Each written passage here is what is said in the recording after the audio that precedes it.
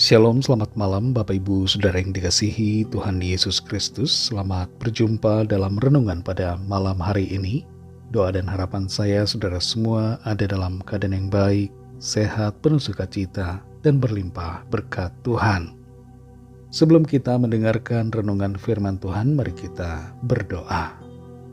Bapa yang maha baik, Bapa surgawi, Bapa dalam nama Tuhan Yesus Kristus, Tuhan dan Allah kami yang hidup, kami bersyukur untuk berkat kemurahan-Mu.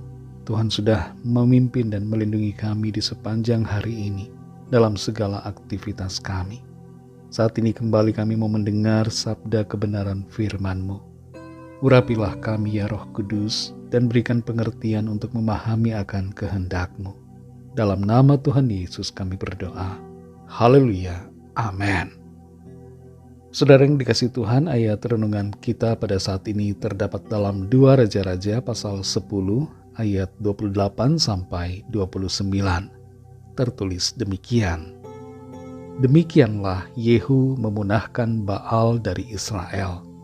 Hanya Yehu tidak menjauh dari dosa-dosa Yerobeam bin Nebat yang mengakibatkan orang Israel berdosa pula, yakni dosa penyembahan anak-anak lembu emas yang di Betel dan yang di Dan. Saudara yang dikasihi Tuhan, bertobat harus total. Seorang bapak berkata, "Saya sudah tidak berjudi lagi, cuma saya masih main perempuan." Yang seperti ini saudara, namanya bertobat tidak dengan segenap hati. Kalau mau bertobat harus total, harus sungguh-sungguh. Bertobat dalam bahasa Yunani disebut dengan kata metanoia. Dan metanoia ini berbicara tentang perubahan cara pandang dan cara pikir, perubahan hidup. Metanoia berkaitan dengan tindakan berbalik arah 180 derajat, meninggalkan yang lama dan menjalani yang baru, berbalik dari cara hidup yang lama dan mengarah kepada yang baru di dalam Tuhan. Bertobat bukan hanya soal mengakui dosa, tapi juga mengubah hidup kita dan berbalik kepada jalan yang dikehendaki Tuhan. Dalam kitab 2 Raja-Raja ini, kita melihat contoh Yehu yang memunahkan Baal dari Israel.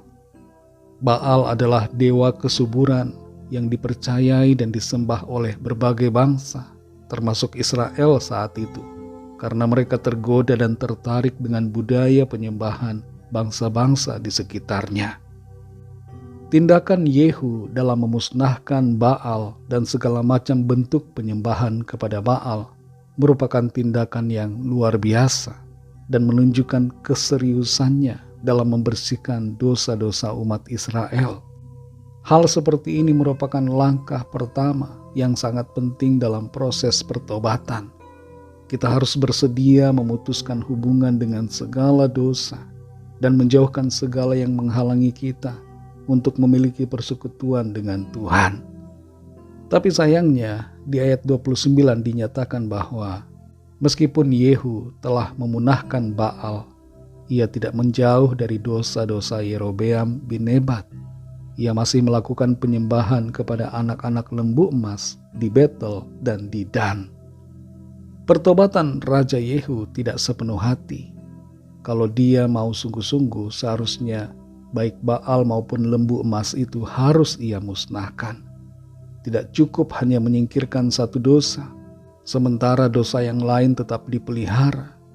Bertobat bukan hanya mengubah satu sikap, tapi bertobat berbicara tentang perubahan segala sikap hidup kita secara keseluruhan. Dalam Yakobus pasal 2 ayat yang ke-10 di situ tertulis, sebab barang siapa menuruti seluruh hukum itu tetapi mengabaikan satu bagian daripadanya, ia bersalah terhadap seluruhnya. Jadi dengan kata lain kita harus benar-benar sempurna saudara. Jangan pelihara dosa. Kita harus total bertobat kepada Tuhan. Saudara yang dikasihi Tuhan, renungan firman Tuhan saat ini mengingatkan kita semua akan pentingnya bertobat secara total.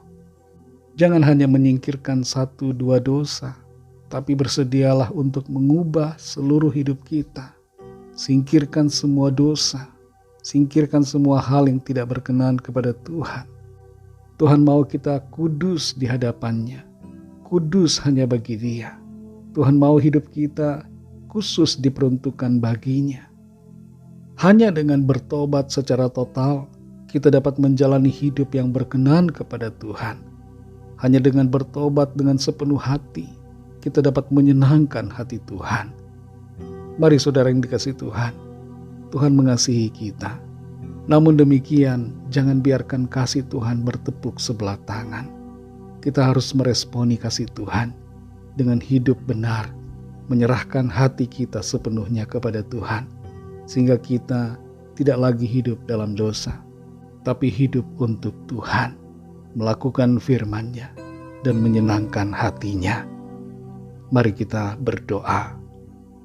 Terima kasih Bapa Surgawi, terima kasih Tuhan Yesus, kami bersyukur untuk firman-Mu yang sudah kami dengar pada saat ini. Kami menyadari bahwa kerinduan Tuhan buat kami, supaya kami hidup kudus di hadapan-Mu, mengkhususkan hidup kami hanya bagi-Mu. Tuhan mau kami meninggalkan segala macam dosa. Tuhan tidak mau kami pelihara dosa satupun dalam hidup kami. Ampuni kami yang masih memelihara dosa, dan kami saat ini mau bertobat. Kami mau sungguh-sungguh hidup benar di hadapan-Mu. Jamah setiap kami Tuhan, dan kuatkan kami ya Roh Kudus, sehingga kami benar-benar total dalam pertobatan dan total dalam mengasihi Tuhan. Kami bersyukur untuk firman-Mu.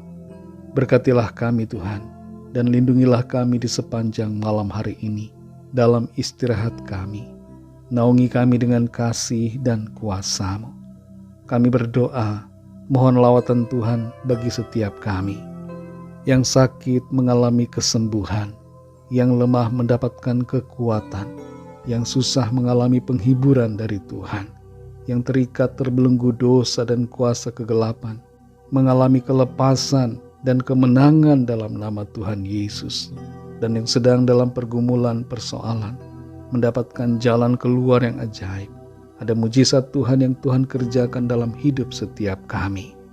Kami berdoa bagi bangsa dan negara kami Indonesia. Berkatilah ya Tuhan, berikan keamanan dan kesejahteraan, juga perdamaian. Berkatilah juga semua bangsa di dunia ini. Lawatlah dan curahkan roh-Mu ya Tuhan, sehingga setiap orang dari segala bangsa percaya kepadamu. Terima kasih ya Bapa. Dalam nama-Mu yang kudus, nama Tuhan Yesus Kristus, kami sudah berdoa dan mengucap syukur. Haleluya. Terimalah berkat Tuhan. Tuhan memberkati engkau dan melindungi engkau. Tuhan menyinari engkau dengan wajah-Nya dan memberikan kasih karunia. Tuhan menghadapkan wajah-Nya kepadamu dan memberikan damai sejahtera. Berkat anugerah dari Bapa Surgawi, kasih karunia dari Tuhan Yesus Kristus, dalam persekutuan dengan Roh Kudus, menyertai kita semua, sekarang ini dan sampai selama-lamanya. Dalam berkat nama Tuhan Yesus Kristus, haleluya, amin. Puji Tuhan, saudara yang dikasihi Tuhan, saya percaya firman Tuhan menjadi berkat dan kekuatan buat saudara semua, dan Roh Kudus akan menolong saudara untuk lebih lagi memahami kebenaran firman Tuhan. Tuhan Yesus memberkati saudara semua. Sampai jumpa dalam renungan yang berikutnya. Haleluya.